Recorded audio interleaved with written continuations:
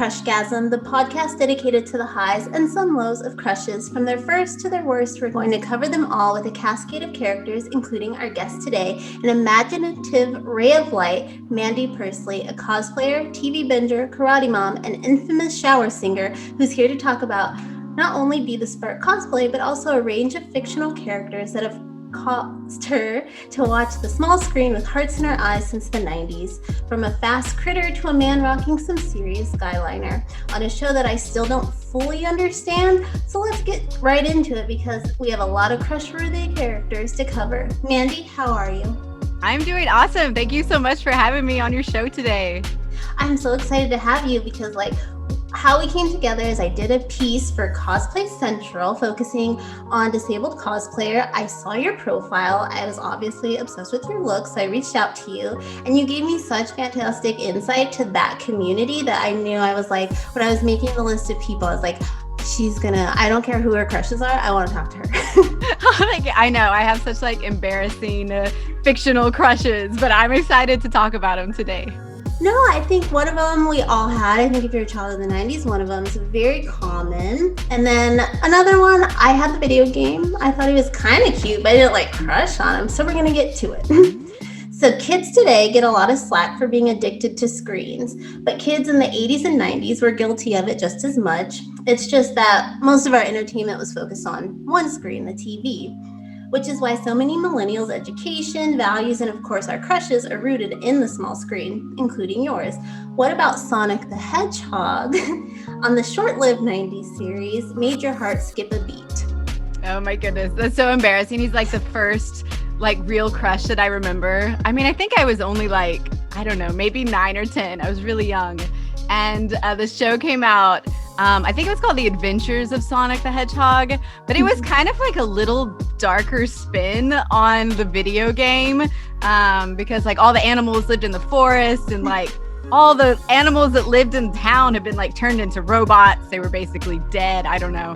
But anyway, Sonic the Hedgehog, and there was Princess Sally, and he was just, he was just so fast and strong, and he'd run off with Princess Sally, and they come back and he'd dip her down and give her a kiss, which I guess was pretty risque for cartoons at that time. But I was just I want somebody to dip me down like that. How romantic. That's the kind of man I want.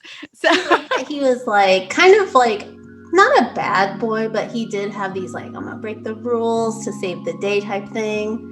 He did. Yeah. I think he had a little bit of an attitude and just a little bit of sarcasm.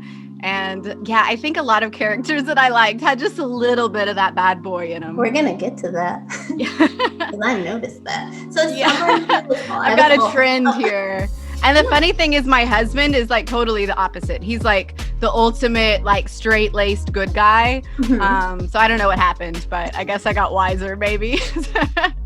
So as someone who was also a very shy child, I can relate to becoming more enamored with fictional characters than people in real life. But did you ever have real life crushes? Were the kids in your classes just not up to par on Sonic's level? Or were you just man, they're okay? I definitely had real life crushes, yeah, when I got older. I don't think I really was too interested in real life boys until maybe middle school or so.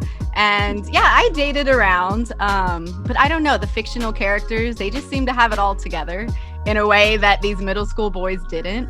So I think those were some of my biggest crushes. Well, middle school boys are a whole different breed. Yes. I remember my middle school crush was from 6th to 8th grade. And when we came back after 7th grade summer and 8th grade, I remember the first day of school, our algebra teacher was hey, Daniel, will you shut the door? I hadn't heard him all summer. And he's yes. And I was hey. You're what happened? Yeah, the acne started. And so that crush kind of dissipated over the year because he started dating the goth girl. And I was ugh. Yeah, you can't compete with that, I guess. Yeah, my heart was for Nick Carter, Backstreet Boys anyway at that time. So he couldn't compete with that. Yep. Now, you do a lot of princess cosplays, so it's no surprise that a Disney character would come into play in our little conversation today. I just talked to someone, like I was telling you before, about Beast, and we got into how a little problematic that beast can be when you strip down everything. Are you someone that apologizes for your Disney crush's faults, or have you not recognized Aladdin's? I mean, he's definitely like this homeless thief, so I don't know. That's probably maybe not the ideal man, but he was just charming, and he, was up for adventure. And yeah, he definitely had some faults, though. I mean, I guess he lied a lot and he stole things, and yeah, I kind of just thought about those things. So Sorry to break your heart. I know. I'm like, oh man, who was I in love with? I don't even know. Well, we got into a lot of most of the Disney men are very problematic. Their number one beast, I think they put them in top 5, but their number 1 was obviously John Smith, because he was a colonizer, and that's obviously a wrong thing. So a lot of Pocahontases. Did you ever play the Aladdin video game back in the day? Like on the Super Nintendo? Yeah. Yes, I did. I had it, and I'm pretty sure I beat it several times. I really liked the flying carpet level when you're like going through the Cave of Wonders and the lava's coming at you. I never made it that far in any of the Disney video games. We would rent them, and my mom would be like, "Why do we keep renting them? You like quit after 5 minutes." I'm like, "Cause I just want to try." You're like, one day I'm gonna beat this, because back then there weren't saves and there weren't cheat codes for a lot of things. You either spent 3 hours beating it or you just gave up, I guess. Again and again. I think it was Lion King was the hardest one for me. Yes. I think that one had like this impossible level. Like, I don't even know. It's the just can't wait to be king scene. It was like the freaking ostriches. Yes. To this day, you put it in front of me, I wouldn't be able to do it. Right. I have nightmares about ostriches. I do. Like, it's my biggest fear. Can't go to a zoo. So since we're on the subject of video games, with your crushes having a base there with Sonic, did you love Final Fantasy VII Squall and Dragon Force's Alistair? Did that come naturally? Did you see them first and play the game, or were you a gamer and then the crush developed? Oh, I was totally a gamer, and I really loved all of the role-playing games, especially. I think my first one was Final Fantasy VI, which was just Final Fantasy 3 back then. All these great Super Nintendo games. And then when we got I guess it was the PlayStation that the, nicer Final Fantasies started coming out on, that had the better graphics. And yeah, I remember Final Fantasy 8 was definitely that one that you're like, wow, these are great graphics, and he's pretty hot for an animated dude.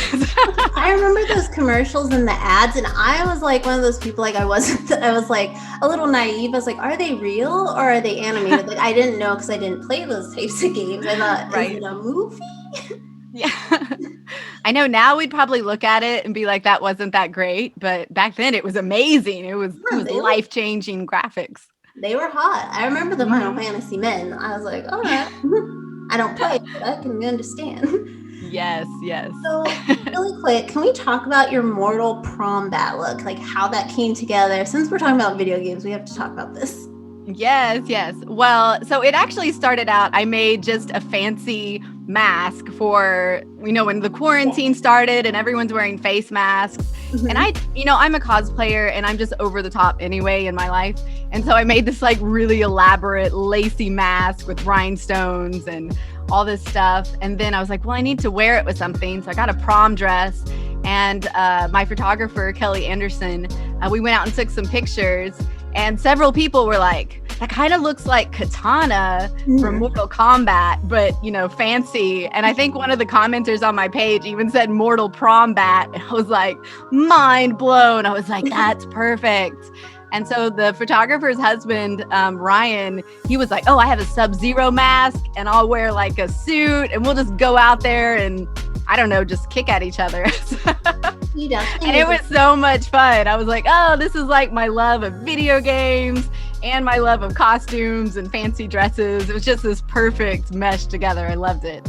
We need to be putting it back up, because Mortal Kombat's coming out again. That is true. Yes. That looks really good. Thank you. That was a fun one. I really like that look. I love the blue. It was really It's okay. Back to Squall and Alistair. Alistair. Do you feel that being part of the narrative when you played Final Fantasy and Dragon Force helped further your crushes on these two characters? Because you can kind of control them. Yeah, I think so. With Final Fantasy VIII, it was kind of, the story was already laid out, like the romance was already there, but you still kind of felt a part of it because you were, with the videos, you were a little bit more into the story. And then Dragon Age came out, and I think that was one of the first ones that I had played where you really got to like be the character and make the choices and, pick who you wanted to be in a relationship with inside this video game world. And yeah, I got the biggest crush on Alistair. He was just like, now he's not a bad boy. He was one of the straight-laced. He's more like my husband. He's just funny and awkward. And it was hilarious because my husband would come home from work and I'd be like, oh my gosh, do you know what Alistair said today?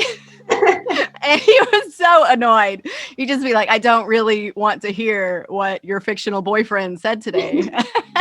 Did he think it was weird, or was he like really like maybe low-key jealous of this video game character? I don't know. I think he knew that, I'm just being goofy, but yeah. And he didn't have to worry because you can't really compete with a video game character, I guess. So I still have to come back to him in the end. Alistair eventually leaves me, so. Aw, heartbreaking. But that's the thing, though. I think some people can go that route. They get so obsessed with the characters, but thankfully you didn't. No, it's not that. To me, it's more like, a crush like we used to have on all the, celebrity teens when we were younger. It's like it was fun to crush, but at the same time, okay, I'm not really with that person ever. That's not a thing. Like, I'd probably never get jealous if my partner had a crush on a cartoon or even a video game character. But maybe, like, if they were a human, I'd be like, Like, he loves Nicki Minaj, but I'm, like, kind of like, Every time I see her, I'm like, oh, there's your girlfriend. Right? You're just like, oh, I hate her so much. Yeah. So, yeah, my husband had a celebrity crush when we first got married. I'm trying to remember who it was. Jennifer somebody. It was from, like, way back when. And, yeah, I was just like, I don't like her. I just, won't watch any of her movies. Is it like Jennifer Garner? No, I'm trying to remember. She did. Oh man, I wish I knew. Oh, it's just totally slipping my brain. She was in the older movies, like back when we were younger. That was like one of his like young teen crushes. Was it Jennifer Tilly? Jennifer Connelly. Is that her? Jennifer? Oh, okay. Something. Oh man, sorry if you're out there that I butchered your name and don't remember who you are. Not that important. Sorry.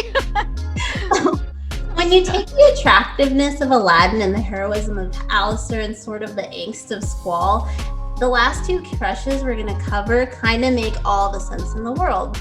So what came first, your interest in shows like Once Upon a Time and Outlander, or your infatuation with Captain Hook and Jamie from Outlander? Oh man, well, I think with Captain Hook, that kind of goes back to the Disney thing, because Once Upon a Time is very much all these, Disney characters that we had grown up with, and suddenly, they're real. And obviously, like, as a cartoon character in Peter Pan, Captain Hook wasn't that interesting. But then all of a sudden in Once Upon a Time, they've got this guy in leather and guy liner. And I've always kind of had a thing for pirates. I do have to say, I'm a big pirate girl. So he's coming in there. Yeah, I was like, Pirates of the Caribbean had to cast like Orlando Bloom and Johnny Depp. Yes. It's just like, yes. Although Johnny Depp wasn't, I love Johnny Depp, but I wasn't really attracted to him as a pirate in Pirates of the Caribbean. I don't know why. So, but maybe he was a little too drunk for me. Maybe that's what it was. Like lay off the rum. Yeah, just a little bit. Yeah. So, and Captain Hook was cool too because he was actually kind of like an amputee character because he's missing his hand, but he was still like portrayed as really attractive and sexy and, romantic interest. So I thought that was very novel, and I liked that about the show as well. And Once Upon a Time, he has a hook too. I guess he has to. He's Captain Hook. This is a you show have to have a hook. At all. I don't understand Once Upon a Time. I was like, what is going on in this show? I've tried to have it explained to me, and I'm just like, good for the fans who liked it, but I'll never quite in my head get it. Oh man, I loved it. I loved all the stories and how they kind of went together. So I really enjoyed it. And then when they brought in Captain Hook, of course, I was like, well, I'll just keep watching for him. Well, you mentioned like in the Once Upon a Time, they kind of made him less of a villain. Is that what it was? Yeah, they definitely did. He was a little bit of a villain at first, but he definitely was redeemable and he came back to the good side and fell in love with the main character. So, yeah.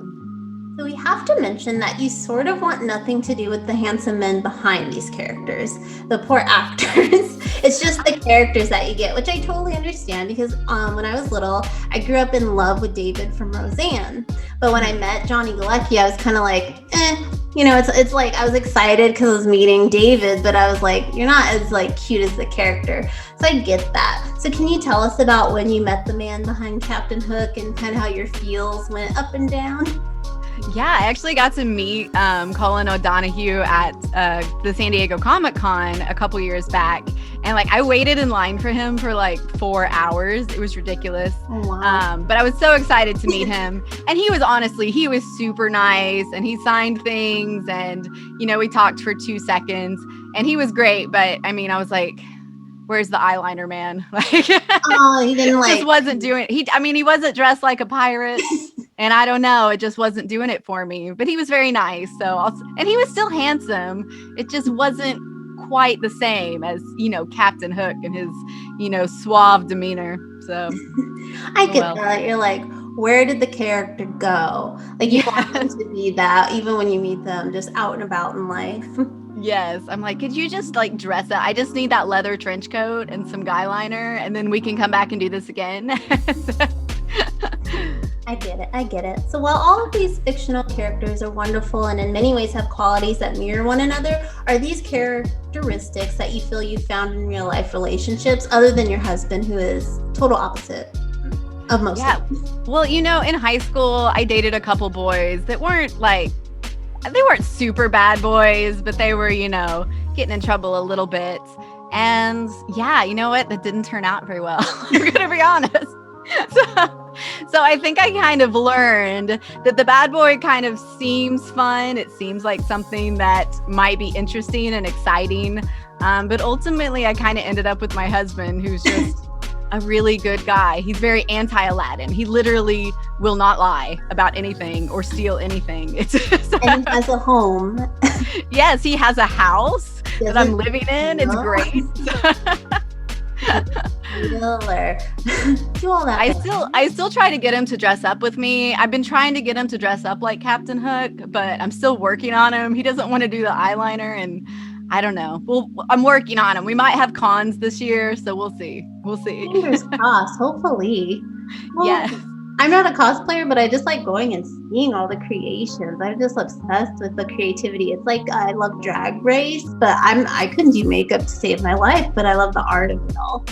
Yeah, I'm always impressed, honestly, on like Drag Race and shows like that. Like they do makeup better than I do, so I'm very impressed with that. And I'll watch like their tutorial, and I'm even more confused of how they go from one thing to the final look. I'm like, I don't know. Mm-hmm. Yeah, I tried. I'm like, this is not a good look for me. I don't know how they did that. It's not working. Well, enough. We're going to end the crush portion of this conversation using our imaginations, because if you could pick one of the aforementioned crushes that we've talked about to be in a legit relationship with, who would you choose and why? Also, would you want to live in their world or would you bring them here to our reality? If I was actually going to be in a real relationship, I would probably pick Alistair just because, ultimately he gets to be king, so that sounds pretty good. And he's just dorky and awkward and sweet. And I think that's the kind of guy that I really would want to completely end up with. And I think I would go to his world because, like I said, he's the king and I'm going to be the queen. So yeah, let's go do that. Yeah. Like Aladdin's like he'd probably just be homeless still. Probably, right? It's like you could live in the palace and then you just find him like in a blanket in the corner somewhere and you're like, what are you doing, man? So not the best. Yeah. You've talked about your crushes. Now it's time to tell us more about Be the Spark Cosplay, because you've been cosplaying for about several years now, and part of what you do with your looks is bring awareness to limb differences, all while promoting the importance of inclusivity. Other than your cosplay, are you involved with any organizations or anything like that? Yeah, I actually am. I'm an ambassador for Be More Adaptive, which is an organization that focuses on not just limb loss and limb difference, but all kinds of disabilities. And then I'm also a certified peer visitor for the Amputee Coalition. I get to talk to people, which is really awesome, about their limb loss or limb difference, if they just need a little bit of extra support. So it's pretty cool. Is that something you found later in adulthood, or is it something you've been like working towards since you were little? Yeah, actually, when I was younger, I didn't know anybody else who had any kind of a limb difference. I was just kind of figuring it out by myself. And I didn't meet anyone else who was an amputee until I was in my 20s. Oh, wow. And so this is actually kind of a recent development. I was already a peer visitor with the Amputee Coalition before Cinderella kind of went viral. And then through Cinderella, I was introduced to some people from Be More Adaptive, and they asked me to come on board with their organization. So it was really cool to get to be a part of that. That's really cool. Or do you do anything at like conventions with them? Not so far. Unfortunately, with last year, everything kind of faded away. I did get the chance to speak at a virtual convention with the Helping Hands Foundation earlier this year, and that was kind of cool. I got to talk to a lot of kids with limb differences, just about their experience and my experience. And we talked a lot about kind of what I do with cosplay, which is, just learning how to tell your own story and create your own characters. Especially if we don't see characters who look like us, we can still make them. We can make our own. And so that was a really cool experience getting to talk with them. And that's really the point of my cosplay page. It kind of blew up with Cinderella. People really liked this idea of a princess that had a glass arm, that she had a limb difference and it was still beautiful and she was still an awesome character and it didn't change the story. And so after that, I've really wanted to try to cosplay either characters who already had a limb difference or create new characters or reimagine old characters that may have a limb difference and show that that doesn't change the beauty of the character or the story. Are there any other characters you're working on? I know we didn't have a lot of conventions last year, so are you someone that was kind of taken, your creativity was kind of for a while, or have you been like cosplay idea all year waiting for the cons to come back? I know. I wish I had done more during quarantine. We moved all the way across the country in the middle of last year. And so that was a little bit crazy and took up a lot of time. But I did get working on a steampunk version of Belle. And I have Gilbert Lozano, who made the glass arm for Cinderella, is still working on a prosthetic for that one, which I'm really excited about. And then I also just recently made Snow White. And I didn't use any prosthetic for her. I just wanted her to be completely natural and to just say, hey, she could be the fairest in the land, just like she already is. So that was a fun project. And then right now I'm in the middle of working on a character that's going to be in a board game coming up called Cult of the Deep. And they actually contacted me and asked if they could use my face in the game, which is just the coolest thing ever. So I actually get to cosplay as myself, which is, I don't know, that's like a life goal, right? It's like causeception or something. So. Are you like mentally preparing for people to like cosplay as you? That would be amazing. That would be amazing. I would get so excited. I would fangirl over them. I'm sure there's like going to be a lot of kids who look up to you already that are definitely going to check that out, see it, and be like, thank God, finally. I would love that. I think it's cool. I've never seen a character with a limb difference as a character in a board game. I don't think ever. So I think that was pretty cool. I was really excited they asked me to be part of it. That's really cool. So it's a board game, like going to be in stores, online? Yeah, so they just finished their Kickstarter and they like tripled their goal, which was amazing. So right now they're working on production and it should be in stores and you should also be able to order it online. So it's kind of more than a board game. It's a tabletop game, which is fancy board games, I guess. It's got card systems and strategy and dice. And yeah, I think it's going to be a lot of fun. So you get to like, it's kind of got rival factions. So it reminds me a little bit of Among Us, where you're trying to figure out who the imposter is. So it's kind of got that feel, and then a little bit of luck, a little bit of strategy. So I think it'll be fun. Well, I'm a big board game fan, so I will be checking that out. I have Yes, me too. well, and then we had this whole year of people not coming over and everything, so my board games have sat. It's like if it's not for 2 players at least, it's like burr, burr, burr. I know. We have so many games too. We used to have game nights all the time. That was my favorite thing, and now it's really sad because it's just me and my husband and my 9-year-old. So we play kid games a lot. That's about I got it. the Blockbuster trivia or just whatever game at Blockbuster game, and for Christmas 2019, so I was really excited to have people over and play it. And then here comes 2020, so we kind of had to adapt it to play with 2 people, and it's not as fun. Yeah. We did get to play online a little bit. We tried to play D&D online, and we tried Cold to the Deep actually on Tabletop Simulator, and that was kind of fun, but it's just not the same as having people over and getting to have fun and interact in person. I really miss that. But thankfully, the world is slowly inching back to some form of normal. But until we fully get there, what are you doing with Be the Spark Cosplay? Like we already talked about, you're designing new looks, but are you doing a lot more online cons in the coming months? I don't have anything coming up online right now. We just finished up doing WonderCord, which was over in France, actually. So that was pretty cool. They got to be a part of that. I'm hoping that Dragon Con will still go on this year. I have a pass for Dragon Con from last year still that I didn't get to use, and that was going to be my first time getting to go. So I'm really crossing my fingers that I'm vaccinated and maybe other people will be, and we'll actually be able to hold it. Is that in the fall usually or late summer? Yeah, I think it's usually in September. So I'm hoping. Hopefully.